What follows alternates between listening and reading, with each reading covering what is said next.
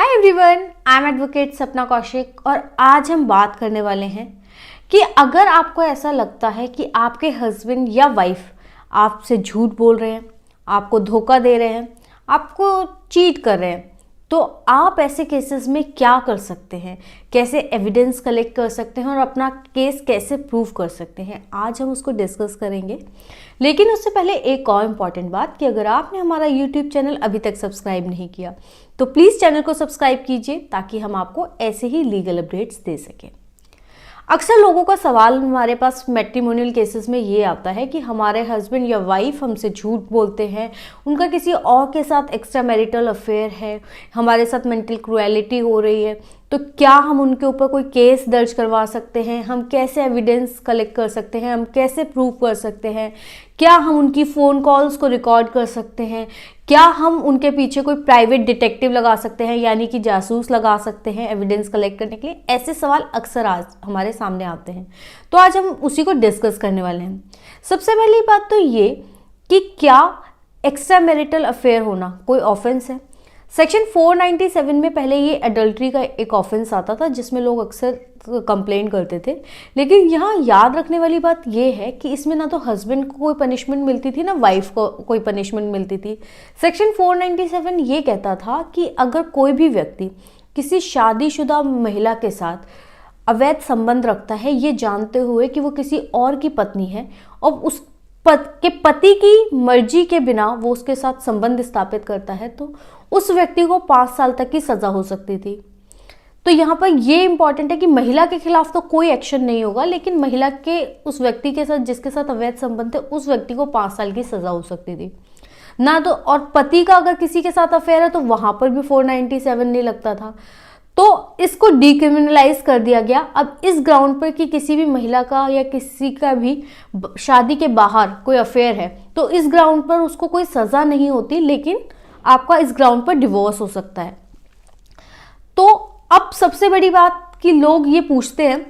कि हम सबूत कैसे इकट्ठा करें अगर हमारा पति या पत्नी हमसे झूठ बोल रही है, उनका किसी के साथ अवैध संबंध, हम ये कैसे प्रूव करेंगे। तो आप हमेशा कोशिश करिए कि अगर आपके पास कोई भी एविडेंस मिलता है, आपके पास कोई ऐसी व्हाट्सएप पे कोई रिकॉर्डिंग मिल जाती है या कोई फ़ोटोज़ मिल जाती हैं, कहीं से आपको ये कंफर्म हो जाता है, मान लीजिए हस्बैंड या वाइफ का एक्स्ट्रा मैरिटल अफेयर है और वहाँ से कोई बच्चा उनके पास है, लेजिटिमेट चाइल्ड अगर कोई है, तो इससे भी प्रूव हो जाएगा कि उन्होंने आपके साथ चीटिंग की है। अगर आपको शक है तो आप बच्चे का डीएनए करवा सकते हैं, वहां से भी आपको पता चल सकता है।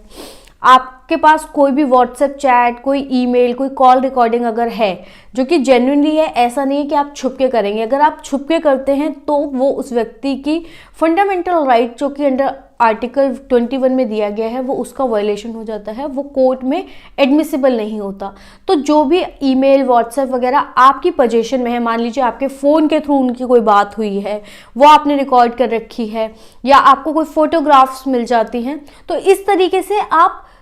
सर्कमस्टेंशियल एविडेंसेस, क्योंकि मैट्रिमोनियल केसेस में डायरेक्ट एविडेंस नहीं मिलते यानी कि सीधे सबूत नहीं मिलते, इसलिए आप रीजनेबल अगर आपके पास कोई सबूत है जिन बातों से ये प्रूफ होता है कि उनका बाहर किसी के साथ अवैध संबंध है, एक्स्ट्रा मैरिटल अफेयर है, तो वो कोर्ट में मान्य होते हैं, एडमिसिबल होते हैं। इसके अलावा अक्सर लोग ये भी पूछते हैं कि क्या हम प्राइवेट डिटेक्टिव हायर कर सकते हैं, जासूस लगा सकते हैं अपने हस्बैंड या वाइफ के बीच, या उनके ऊपर लॉयल्टी टेस्ट कर सकते हैं। तो आपको ये पता होना चाहिए कि ये भी इंडिया के अंदर वैलिड है, आप ऐसा कर सकते हैं, इट्स लीगल और कोर्ट में इन सबूतों को माना भी जाता है। लेकिन इसके बीच एक बड़ा बारीक सा फर्क होता है। अगर आपने कोई जासूस हायर किया और उस व्यक्ति ने थोड़ा सा दूर रह के कुछ फोटोग्राफ्स ले ली, कोई वीडियो बना ली, सामने वाले की प्राइवेसी का वायलेशन नहीं किया, एक लिमिट के अंदर रह के काम किया, तो वो लीगल होता है। इसमें बड़ा थिन लाइन होता है, ये केस टू केस डिपेंड करता है कि आपके वो सबूत कोर्ट में एडमिसिबल होंगे या नहीं। अगर किसी की प्राइवेसी का वायलेशन हुआ तो वो कोर्ट में सबूत जो होते हैं वो एडमिसिबल नहीं होते। तो आपको कोशिश करनी चाहिए कि आप खुद ही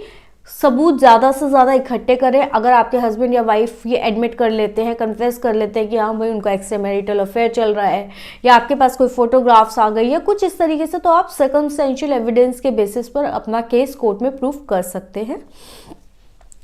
इसके अलावा अक्सर जो पूछा जाता है कि अगर मेरे हस्बैंड ने किसी के साथ एक बार चीट किया, मान लीजिए आपके हस्बैंड के या वाइफ के किसी के बाहर संबंध बन जाते हैं शादी से, तो क्या इस ग्राउंड पर हमें डिवोर्स मिल जाएगा? बिल्कुल मिल सकता है। अगर किसी का भी शादी के बाहर एक्स्ट्रा मैरिटल अफेयर है तो अडल्ट्री के ग्राउंड पर हस्बैंड या वाइफ को डिवोर्स भी मिल सकता है। इसके अलावा आप अगर जुडिशियल सेपरेशन के लिए जाना चाहते हैं तो आप जुडिशियल सेपरेशन भी ले सकते हैं, जिसमें तलाक नहीं होता, लेकिन 1 साल के लिए आप एक दूसरे से अलग रह सकते हैं। पति पत्नी रह सकते हैं लेकिन एक दूसरे से अलग होकर भी रह सकते हैं। और 1 साल के अंदर आप अगर नहीं रहना चाहते तो उसके बाद आपको कोर्ट से आसानी से तलाक मिल जाता है। तो जुडिशियल सेपरेशन का भी आपके पास ऑप्शन रहता है और अडल्ट्री के ग्राउंड पर आप डिवोर्स भी ले सकते हैं। इसके अलावा अक्सर महिलाएं ये पूछती हैं कि अगर मेरे हस्बैंड का, या अक्सर लोगों का सवाल आता है कि अगर एक्स्ट्रा मैरिटल अफेयर है तो क्या 498A लगाया जा सकता है? तो केवी प्रकाश बाबू वर्सेस स्टेट ऑफ कर्नाटका में सुप्रीम कोर्ट ने ये क्लियर किया था कि अगर किसी भी व्यक्ति का शादी के बाहर एक्स्ट्रा मैरिटल अफेयर अगर है किसी का, तो इसका मतलब ये नहीं है कि वो 498A में कवर हो जाएगा। इस केस में क्या हुआ था, केवी प्रकाश बाबू वर्सेस स्टेट ऑफ कर्नाटका में ये हुआ कि महिला ने सुसाइड कर ली और पति के ऊपर 498A और 306 अबेटमेंट ऑफ सुसाइड की आत्महत्या के लिए उकसाया गया। इसका केस बन गया। यहाँ पे सुप्रीम कोर्ट ने उसको 498A और 306 अबेटमेंट ऑफ सुसाइड के लिए, दोनों के लिए डिस्चार्ज कर दिया, बाइज्जत बरी कर दिया कि महिला को सिर्फ ये शक था कि उसके पति का एक्स्ट्रा मैरिटल अफेयर है। इस आधार पर उसने खुद को खत्म कर लिया, आत्महत्या कर ली। तो यहाँ पर ये कन्विक्शन नहीं होगा क्योंकि एक्स्ट्रा मैरिटल अफेयर 498A के अंदर कवर नहीं होगा, अनलेस कि ये प्रूफ ना हो जाए कि उस व्यक्ति ने उस महिला को इतना परेशान किया कि उसके पास आत्महत्या के अलावा और कोई रीजन नहीं बचा था। तो 306 में भी इस कारण से वो डिस्चार्ज हो गए और 498A में भी कि ये मेंटल क्रूएलिटी नहीं है। इस ग्राउंड पर आप डिवोर्स ले सकते हैं, अडल्ट्री के ग्राउंड पर आप डिवोर्स ले सकते हैं, लेकिन 498A में कन्विक्शन नहीं करवा सकते। ये 498A में नहीं आएगा। अगर वो वाकई आपको परेशान करते हैं, फिजिकली परेशान करते हैं या आपको ताने मारते हैं, कुछ और करते हैं, तब तो ये 498A में क्रूएलिटी में आता है। मानते हैं, सुप्रीम कोर्ट ने क्लियरली कहा कि हम ये मानते हैं कि ये इलीगल है, इमोरल है, लेकिन ये ऐसी मेंटल क्रूएलिटी नहीं है कि इसे 498A में कवर किया जाए, क्योंकि ये सिर्फ सिविल ऑफेंस है कि सामने वाले व्यक्ति का, जिसको कि आपके साथ मैट्रिमोनियल ड्यूटीज़ को फुलफिल करना चाहिए था, उन्होंने अपनी शादीशुदा जो उनकी ड्यूटीज़ थी उनको फुलफिल नहीं किया, शादी के बाहर अफेयर किया,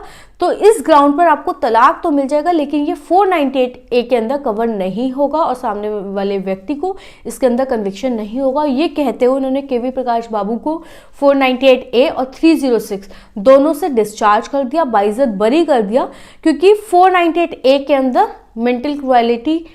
इस आधार पर नहीं बनेगी कि सामने वाले व्यक्ति का एक्स्ट्रा मैरिटल अफेयर है। तो आपको जानना, ये बहुत इंपॉर्टेंट चीज़ है जो आपको याद रखनी है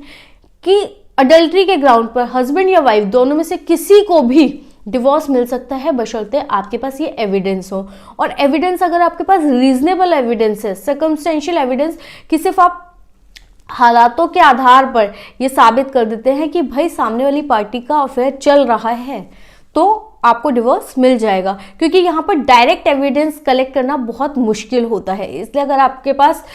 कोई आपको के फेवर में गवाही अगर 2-4 लोग दे देते हैं, उनका क्रॉस एग्जामिनेशन में ये प्रूव हो जाता है कि हाँ भाई उनकी स्टेटमेंट से एकदम ठीक है, वाकई दूसरी पार्टी का अफेयर चल रहा है, या फिर फोटोग्राफ्स मिल जाते हैं, कोई कॉल रिकॉर्डिंग्स मिल जाती है, प्राइवेट डिटेक्टिव आपने हायर किया है, वो आपको ऐसे एविडेंस दे देते हैं, तो ये इससे आपका कोर्ट में केस प्रूफ हो सकता है और आपको अडल्ट्री के ग्राउंड पर डिवोर्स मिल जाएगा। आपको ये वीडियो कैसा लगा और आपके 9 मुद्दों पर वीडियोस चाहते हैं, प्लीज़ कमेंट सेक्शन में बताएं।